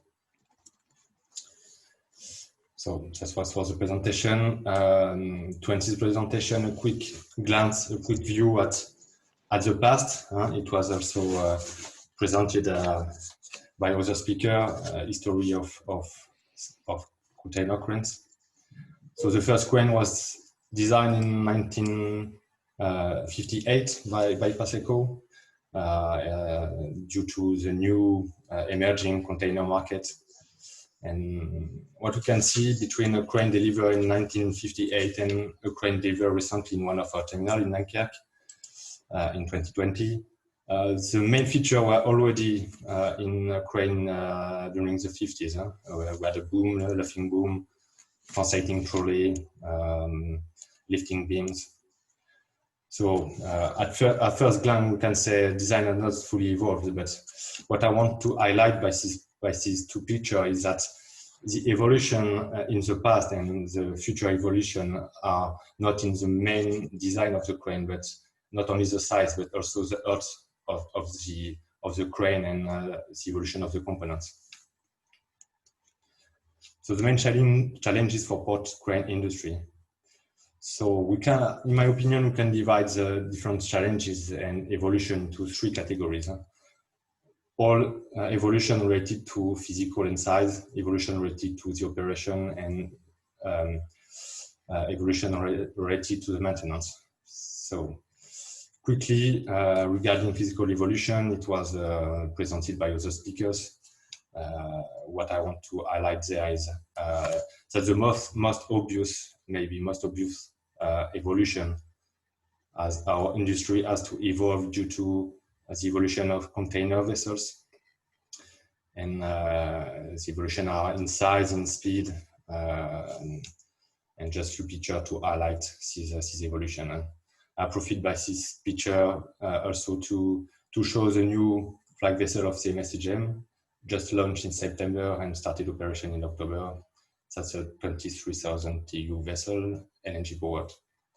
And this picture taken in Singapore recently really show the big challenges for our industry.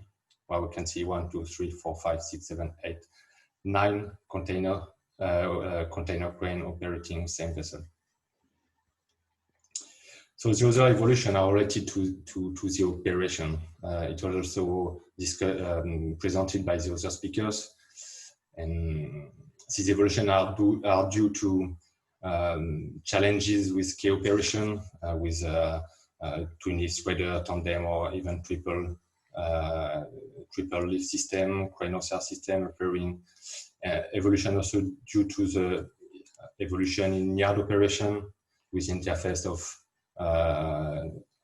horizontal handling, and because of the new demand, we have now double trolley STS like in Rotterdam, by example, and also remote operation or fully automatic operation. So my main subject today will be the evolution in maintenance. So the challenges for the maintenance team. I choose this point of view, the point of view of people maintaining and repairing the crane every day. So in our industry, there are people designing, producing the crane, driving the crane, but there are also people maintaining the crane every day with a few hours that the operational requirement give. And the big challenges for the maintenance team is that in container terminal, the priority is always given to the operation and to the productivity.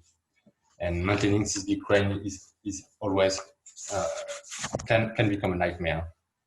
So the main task, the usual task of maintenance team to ensure availability of the equipment, avoid the failures, repair the crane in time, and use recommendation by the constructor. And in the past, the maintenance was performed according to preventive maintenance, but little by little we are evolving with new new mission, integration of new technology and IT system, and also adaptation to new safety risk and new operation mode. I think in our industry we are not advanced regarding the maintenance if we compare to other industry like transport industry, by example. So we need a modern and innovative solution to make this maintenance evolve. And I don't say there are no solutions at the moment, they exist, but they are not widespread, not standard, and we need everyone to push for this innovative solution because everyone will profit by this new solution. So necessary evolution focused on the maintenance works. So what I want to highlight mainly is little by little, we should promote any system to reduce the maintenance costs, reduce the maintenance time, and switching for preventive maintenance to more predictive maintenance. Today, maintenance teams are asked to maintain the crane, but they're also supposed to predict the cost for maintaining the system and forecast availability of the crane, which is very difficult with today's tools that we have. So the new consideration for the new generation of crane, we have high expectation in technical team, and we hope that the whole industry will provide sustainable solution to reduce maintenance time and cost, innovative solution to reduce breakdowns, and also propose smart components fully integrated in the system and innovative solution for cheaper inspection, cheaper maintenance, and easier maintenance. This evolution of the maintenance is also, we can also link that to the evolution of the way we are purchasing the equipment. It is now standard in our industry to consider TCO focused purchase. It means that we are not only purchasing a price, we are purchasing an equipment that have less expensive cost, that cost less for the operation and for the maintenance. So in the next slide, I show all solutions that could help the maintenance. The first one is avoiding components that are not sustainable. I pick up the example of LED lighting. LED lighting is not becoming a standard in our industry. Thanks to LED lighting, we have less failures of LED system, of LED bulbs, and our technicians don't spend time on the crane changing the lightings. And I want to highlight that for every component of the crane, we should have same choice. I mean, sustainable components and components that fail at minimum. And if we choose our components in a good way, we'll avoid spending time for the technician on the crane. And if we spend less time on the crane for the maintenance, we don't stop the crane and big win for the terminal. So any repetitive and simple task for the technician should be changed by automated solution or by reliable and sustainable components. So my other example concerns the obsolescence of electronic system. It's the same for me. Our industry should fight against obsolescence. It's not acceptable that we have to change electric room of an STS after less than 10 years. The crane are supposed to last for 20 years minimum. So we should find a solution to have system lasting for these 20 years. So software licenses should be guaranteed for the lifetime of the equipment. And the whole industry must be based on sustainable solution and not focus on systems that could become obsolete and on short-term profit and spare part deliveries. So the industry must propose innovative solutions that reduce the maintenance time. We have solutions at the moment, very innovative. So let's push them so they become standard, and it will help our maintenance team not to have these repetitive, simple tasks, but to spend time on really more important questions. So I just pick a few examples, but there are many examples like that. For example, innovating cable roller and sustainable rollers. Example of auto greasing system is also interesting. The greasing of lubrication of the crane take a very long time. If our technicians don't do that, they can spend time on other things, and we don't stop crane for that. Recently, we have example of washing system for OCR sensor, which are, I think, very good. We can think about same system for all scanners. So less maintenance time means less maintenance cost, less crane stoppage, and lower TCO. And also, we know on a crane, component responsible for failures, component which often breaks. So other solution and innovation to be promoted are all solutions to avoid the failures themselves. We have seen recently the new flippers, flexi flippers. I think they are good because we know we have many failures with the flippers. Also the anti-snag installation with high-speed valves or thruster to avoid a snag situation is better than the situation. Yeah, the system will react quickly so we avoid the snag situation. That is kind of innovation to be promoted. Another example with shock absorbing on ST spreader to reduce the shock on the spreader and the risk of failures. So another subject is the fatigue of the structure. What is done at the moment,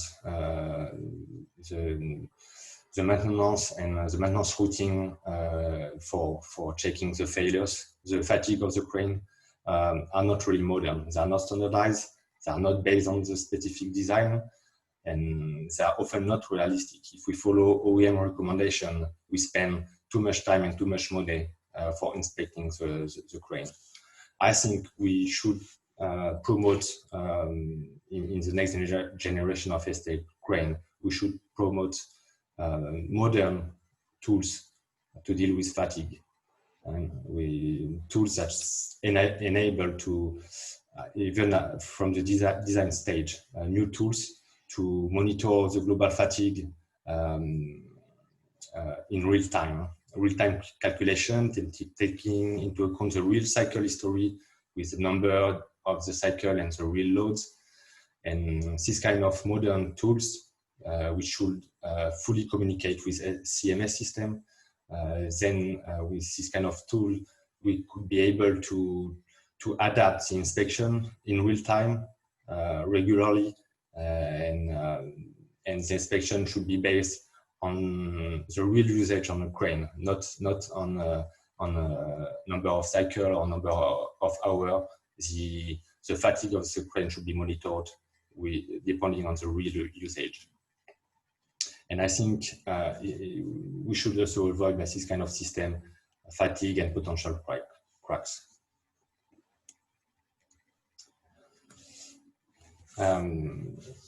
So in 2020 and for the next generation of crane, the maintenance should become more predictive. We have tools at the moment that are tested everywhere around the world, like vibration monitoring for gearbox and motors, automatic oil analysis. We have other tools with heat monitoring, or all these systems should be promoted. And also, we know that component makers are now producing smart components and having the real-time follow-up and self-diagnostic. All these innovations are very good. But important to mention that we need this smart component, but at the end, what we need is a smart crane. A smart crane for me is it means, it was also mentioned in other presentation, we need all these smart components to discuss together and to communicate with our CMS system and PLC of the crane. So we need the full integration of smart components, which is a big challenge. We need also efficient data analysis to make it possible to switch to predictive maintenance. And the industry must agree on standards. So we have smart component, but that can be read by any crane maker and also any final users. So no black box, and it's important to notice because we can't have, when we maintain a crane, we can't have a system or a software to follow up the spreader, the brakes, the motor, the drives. It's impossible when on a terminal where you have 10 or 20 cranes. So it's not possible. So for me, the future of the industry is smart cranes, but also standard cranes, standards in our industry, and then we'll be able to avoid failure and help people maintaining the crane. Other example of evolution, modern evolution, focus on the maintenance. Some of them were presented in last OC, last year in Marseille, I remember, and all these new technologies that could help the maintenance, I think are very good. And even during this special pandemic time, where we can't travel, it's very difficult to service. So any solutions that could enable the service remotely and to shorten repair time are good. So I pick up 3 examples with 3D printing for spare parts, smart glasses to enable service company to remotely assist technician on the terminal, and also the drone inspection, which I think are also very good for the structural inspection of the crane. So maintaining the next generation of pole crane is having predictive maintenance, predictive faults, real-time control and monitoring of the components, 24/7, real-time control of the crane itself, and it will enable easier maintenance of the technical department with better predictability and also reduce pressure on the technician and engineers, and better management of spare parts stock with rolling prediction and tools that enable the command of spare parts in one click, which is not the case at the moment. So thank you for your attention. Many thanks to PEMA for the invitation. Thank you very much, Etienne. That was certainly a very in-depth presentation, and I think for the suppliers, the crane manufacturers out there, and the component suppliers, it certainly is you're laying down the gauntlet, giving them a challenge to come up with the answers that you want as a terminal user. So thank you very much. Thank you very much for that. And now we want to move on to our final speaker. Our final speaker is Erik Soderberg. Erik is from Liftech. I don't have to introduce Liftech to you. I appreciate Erik's involvement this morning because he had to get up at 4 a.m. or before in California time. So Erik, thank you very much for taking the time to be with us. And I think Erik is a president and principal at Liftech Consultants. And as a structural engineer, he's a specialist in design, repair, and modification of a variety of structural and crane-related areas, especially wharves, piers, container handling cranes, and bulk structures. And he oversees technical and conceptual aspects of projects and is involved in strategic planning and technical development with Liftech. I think the topic which Erik will present is very relevant considering what we've heard in the preceding presentations. So I hand you over to Erik. All right, thanks everybody, and thanks for having me. I guess good morning and good afternoon, depending on where you're at. So yeah, this topic, it kind of dovetails over from Marc's presentation and talking about, the big wheel load issues that we have with the larger cranes. And to give a little more detail on my background, but I'll make it quick. I've basically been working on structural engineering for marine structures for a little over 26 years. What's pertinent to this talk, I have worked on the design of about 4 kilometers of pile supported wharves and over 10 kilometers of ship-to-shore crane rail girder systems. So I have a good bit of experience with these systems. I've also reviewed dozens of wharf structures and girder systems as well. I've also designed and reviewed hundreds of crane structures, so I have a good understanding of how they interact and what the wheel loads, what issues we have with the wheel loads. And a bunch of that work is for new cranes, modifications, and repairs. So I've got a little bit of an understanding of if you're coming in and modifying a crane, what some issues you might run into as well. My co-author was Arun Bhamani. He just finished his 50-year anniversary, so he's been in the industry for over 50 years. So my background is obviously the increasing demand on wharves due to the increasing size of cranes.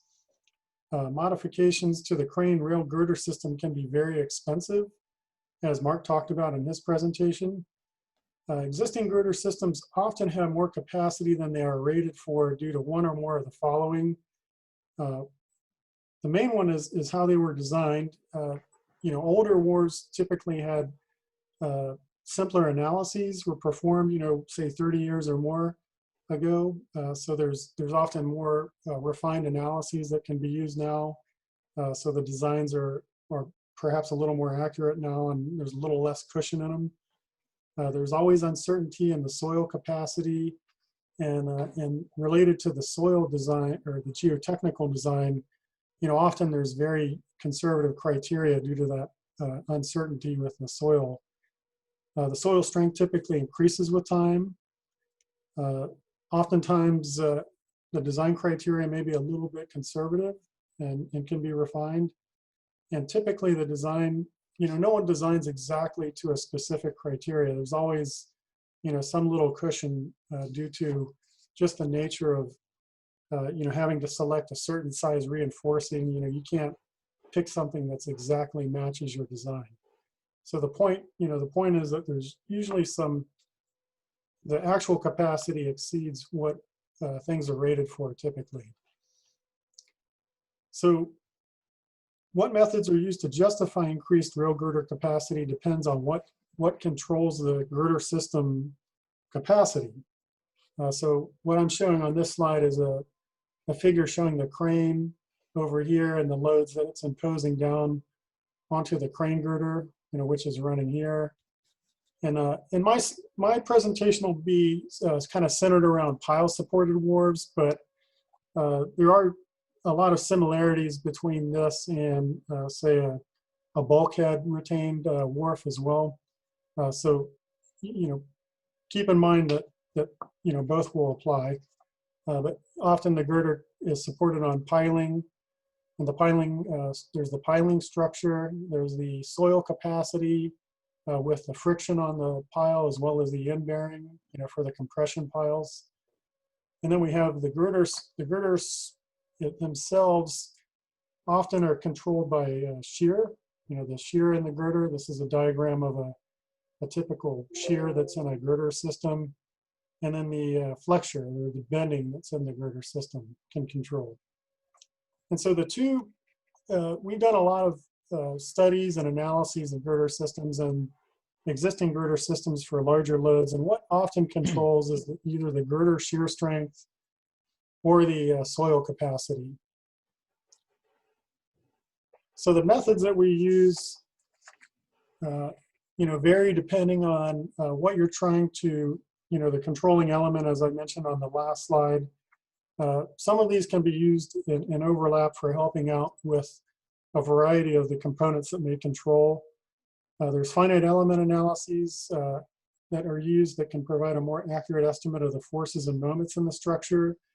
And in particular, these are 2D and 3D, and the 3D is often beneficial because if you've got a wharf deck or some structure connected to the girder, you can distribute some load into the deck. In particular, if you have transverse beams in the deck structure. There's a strut and tie analysis is not a conventional analysis, but it's a method for analyzing a girder system, and it's usually most worthwhile when shear strength controls for infrequent loads, such as an overload or a storm event, such as a hurricane or typhoon. When the soil strength controls, if pile driving records are available or if select piles can be exposed and be driven a little farther with an impact hammer, a geotechnical engineer can analyze those records and can often justify additional capacity. Load testing can also be practical, in particular if information is not readily available for the above approaches. If the above approaches require significant effort, if there's reasonable confidence in the structure to be tested, that you're not going to overload it and cause damage, and if the testing conditions are reasonable. Load testing can be time consuming and will, of course, disrupt operations depending on, the location of things. Strut and tie, just to talk about this method real briefly, the strut and tie method can often justify increased shear strength over conventional beam shear strength analysis. So with this method, the girder is mathematically converted into a truss with chords, verticals, and diagonals, as shown in this slide. And then the strength of those individual elements are calculated. This slide just presents some references that are worth reading. The point I'm trying to make is that this method it's a well-established method in Europe and the US, and I think it's used worldwide. It's become quite common in the last 20 or 30 years. For the pile load test, so we perform pile load test where piles have been cut. This slide's showing a cut pile here and then a little header beam with some jacks. And so we have done this type of testing when it's been practical. And so the key here is having enough reaction. So normally the crane is positioned to develop a reasonable reaction on the girder and provide enough capacity or enough reaction capacity to be able to push this existing pile down and figure out what kind of loading it can take. So we have done those. With the girder load test, this is testing the entire girder system with a loaded crane. Typically the crane's ballasted, and I'll talk a little more later with a case study. So we perform girder load test.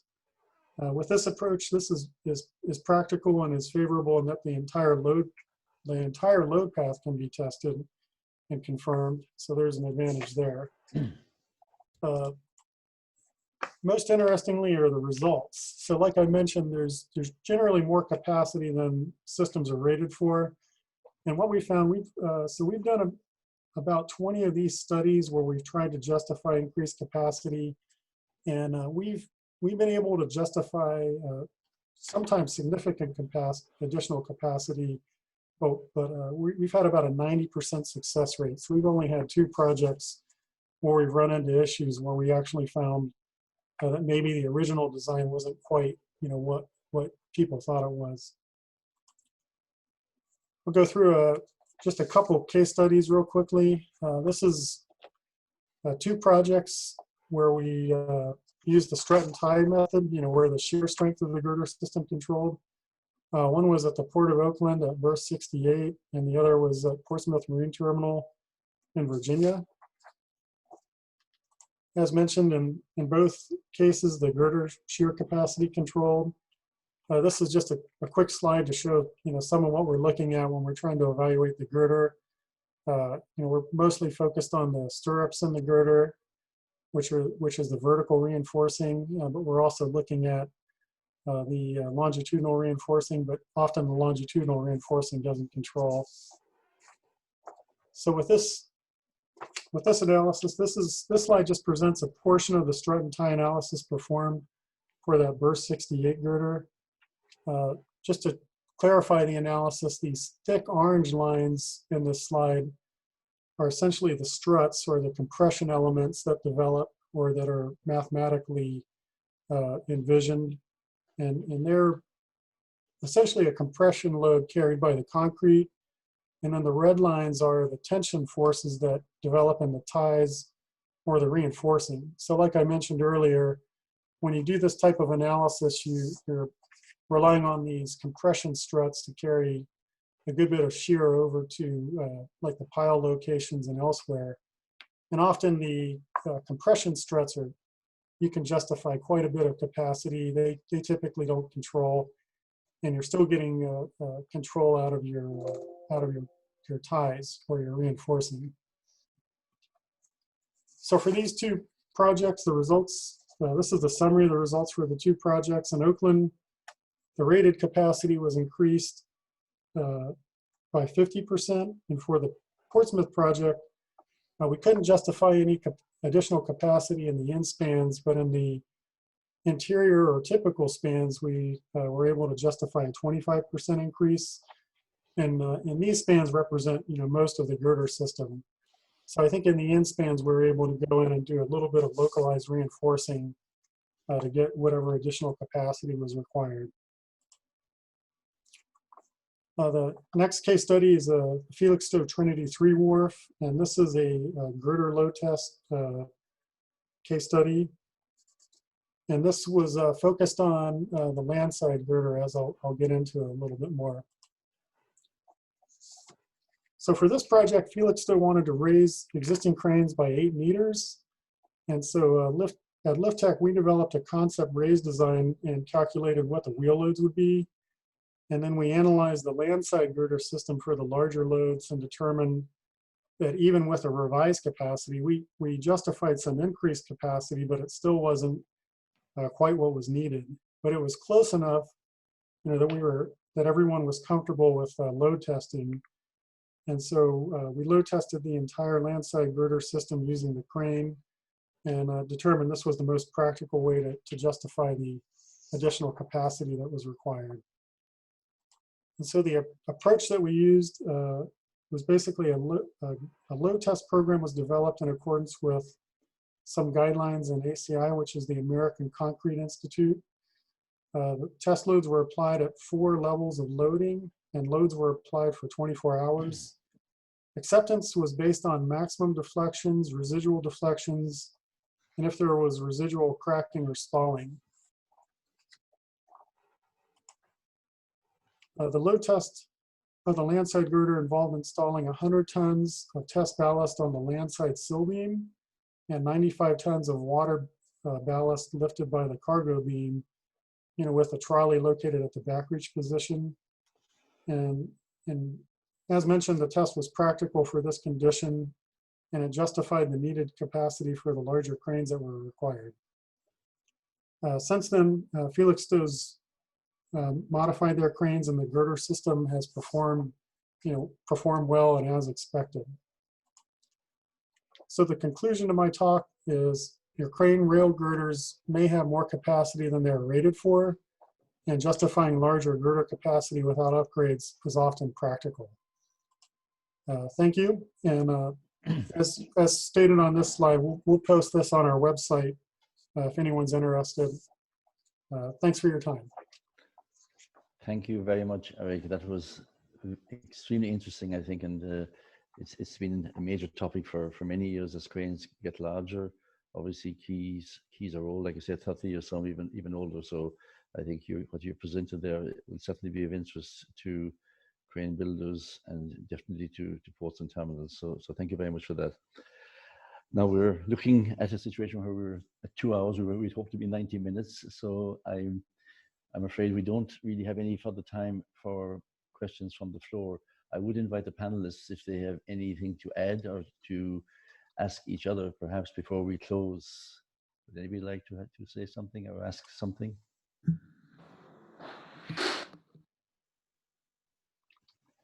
People are happy, so that's good to hear. So I think today we learned a lot. I think one thing that came clear to me: the integration of systems seems to be a major topic of concern. That there are multiple systems but not speaking to each other. And I think one of the questions which came through referred to having a standard for that, so that all of these systems could speak to each other in a simple way. That definitely the communication between the ship owners and shipbuilders and the terminal themselves by way of saving time and energy seems to be high on the agenda and well worth looking at as well, because people worry about increase speeds, which obviously proves again that increasing speeds do not help the productivity in a great way. But I can see from a ship operator's perspective, if you can increase the turnaround time by other means through prior communication and proper organization, then obviously there's a great gain there. Clearly, the clever crane or the smart crane, that is where we have to be with smart, and then taking Detlev's guide, smart and simple. I think there's the two S's. So we need smart cranes, but they need to be simple. People need to be able to maintain them and repair them, and that not every port has a doctor engineer available to do those tasks. So I think these are my brief summaries. I think the whole episode this today was well worthwhile. I think everybody learned something. Certainly, I personally enjoyed it quite a lot. It has been recorded, so your colleagues or yourselves again, if you want to view, you can do it. And I do apologize that we haven't had time for questions. However, I think many have been fielded by the panel on the fly as we went along. So hopefully you got the answers that you wanted. So I will now again just say thank the panelists very, very much. I think that was a very well presented. Everybody presented very well. I appreciate that making a presentation like this and preparing it in advance takes a lot of time. So we thank you for taking the time for that. And I would expect that your audience certainly appreciated your efforts. On that note, I will pass it back to Antonel for a final word from the PEMA webinar. Thank you. So thank you very much to all of you. I know that we are late, but I would say very interesting, a lot of technical things and also very strategic and vision matters. And it's a lot of activity in the ports. So we should not be only looking to this negative of the COVID and so on. So there is a lot of happening and is going to happen. So the three main issues here, I was taking some notes. First of all, the ships are becoming bigger. And the question is, why are they becoming bigger? So I'm not a ship owner, but I can understand apart the sea transportation, which is the main way of transporting the goods. If you see that the three countries in the world, Japan, China, and South Korea, they have 40% of the production of the world, while the main customers are outside, including the States, which is around 16%, France, Germany, and UK around 2%, you can understand that in the future, at least 10, 20 years, the sea transportation is going to exist and is going to improve much more, despite what we have today, this crisis, which again is something I really wish temporary. So I think we have a good future. I think the second point, aside the bigger ships, is the carbon print. Everybody is aware of that. I'm very pleased that the large companies which are present here, like MSC and also CMA CGM, they already took actions in reducing the carbon print, and this is valid also for ports, for both, and for all of us. Not the least, the safety. Very, very important, and this is something we need to debate in the future. So we promised you that we are making another webinar. So instead of 1 hour and a half, we are more than 2 hours due to your presentations. Very interesting. And we're going to prepare that. Once again, thank you very much to the speakers. Thank you to the guests. Thank you to the members listening. And I'm be very pleased to see you and to hear you in the next webinar, maybe in the maximum 1 or 2 months from now. So thank you, Pat. Thank you, Petar, our head of administration, organizing that. And thanks again to our speakers and for your time. Some of you waking up very early, others going to bed very late. Luis in Malaysia. So thanks a lot, and keep safe. Thanks, everybody. Bye. Bye. Thank you. Thank you, everybody. Very educative event. Thanks. Great. Thank you.